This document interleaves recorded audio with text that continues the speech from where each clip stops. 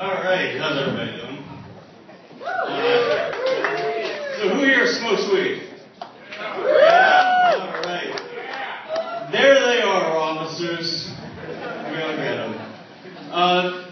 Gordon brought me up here and he said my name is Jake Biltey, and that's my stage name. I don't use my real name because I have the same name. My real name is the same as a very famous comedian. My real name is Carrot Top. And so you can imagine, I can't use that on stage. I mean, think about it. Like if I were performing here and, you know, on the marquee outside it says like one night only, Carrot Top. Right? And everybody walking by sees that all day for a week. And then comes the day of the show, I'm ready, everybody thinks Carrot Top's going to be performing. I come out on stage and nobody's there. Because who wants to see Carrot Top? Okay? A little bit about myself. I am Irish and Jewish, so essentially I like to drink a lot, but only the cheapest thing I can find. I like paint thinner.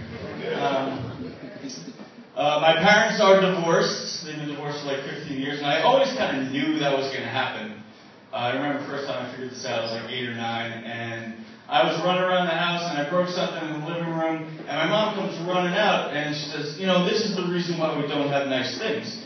And I overheard my father in the other room yell back, saying, no, it's because when we get divorced and I lose half my stuff, I want your half to be crap. Which would explain the wicker furniture. And my father, he uses it in arguments with me every once in a while. We were in this fight a couple days ago, and we're going back and forth, and it's getting pretty heated. He says, you know, you're the reason why your mother and I got divorced, which is kind of fucked up. And he saw that I was upset, and he says, well, if it makes you feel any better, you're the reason we got married. So I know why my mom calls me a bastard now.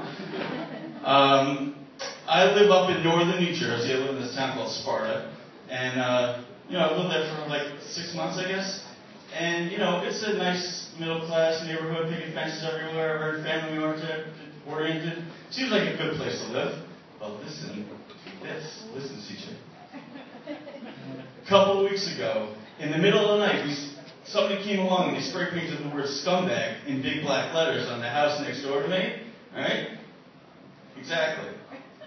You know, you think you live in a nice neighborhood, and then you find out you're living next to scumbags. You'd think that would be the first thing the realtor would have mentioned to me when I bought the place. And we get the local paper there like once a week, and I like to read the police blotter. In the paper, they outline everything the police were summoned to do, arrests, calling people's houses, things like that. And I'm reading this the other day, and I come across this little blurb that says the police were summoned to this guy's house because somebody had left 25 pounds of dog shit on his front porch, and that they had no suspects. First of all, if you're looking for a suspect, just look for the guy who owns the biggest dog in town. You know, someone with the St. Bernard, like asking some questions, like, where was your dog's asshole on the night of the 16th? Second of all, whose job is it to weigh the dog shit? You know, like they slap it on a balance and it's over 10 pounds is a felony, possession with intent to distribute, something like that. So I was doing this show like a month ago, I guess, and I came across this guy. There was a guy in the audience with the weirdest laugh I've ever heard. He would just sit there with his arms crossed, and this is his laugh. He'd just go like this. Ha!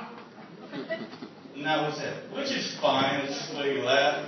But it got weird because his timing was off as well. So I would say something, and then the audience would laugh, and then I'd start going into something else, and then all of a sudden you just hear, ha!